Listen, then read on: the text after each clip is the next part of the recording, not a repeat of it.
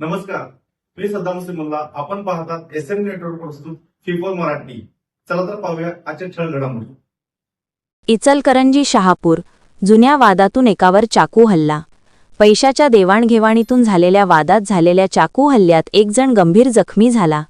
राजू कांबळे असे जखमीचे नाव असून या प्रकरणी गणेश रावसाहेब सदलगे, मूळ राहणार ढोनेवाडी, ताचीकोडी, सध्या गांधी पुतळा इचलकरंजी याच्यावर शहापूर पोलिसात गुन्हा दाखल करण्यात आला आहे. तर विनोदकुमार पुंडलिक राऊत वय 46 राहणार जांभळी ता शिरोळ यांनी फिर्याद दिली आहे.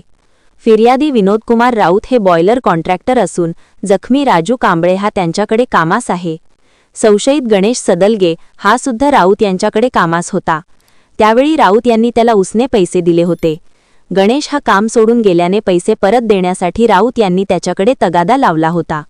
त्यातूनच शुक्रवारी गणेशने पैसे देतो असे सांगत राऊत यांना भगतसिंग बाग परिसरात बोलावून घेतले होते. त्यावेळी राऊत व त्यांचा मित्र राजू व गणेश यांच्यात वाद झाला होता. शनिवारी गणेशचा सध्याचा मालक निवास कांबळे यांनी वाद मिटविण्यासाठी राऊत यांना बोलविले होते. त्यानुसार जुन्या शहापूर पोलीस स्टेशनजवळ विनोद व त्यांचा मित्र राजू कांबळे हे गेले होते. वाद मिटवत असतानाच अचानकपणे गणेश याने शुक्रवारी झालेल्या वादाच्या रागातून चाकू काढून राजू कांबळे याच्या पोटात भोकसले. तसेच गणेशने विनोद यांच्यावरही हल्ला करण्याचा प्रयत्न केला. घाव वर्मी बसल्याने गंभीर जखमी राजू कांबळे यास उपचारासाठी इंदिरा गांधी सामान्य रुग्णालयात दाखल केले. तेथे प्राथमिक उपचार करून त्याला सांगली सिव्हिल रुग्णालयात पाठविण्यात आले आहे. तर घटनास्थळावरून गणेश सदलगे याने पलायन केले असून त्याचा शोध घेतला जात आहे.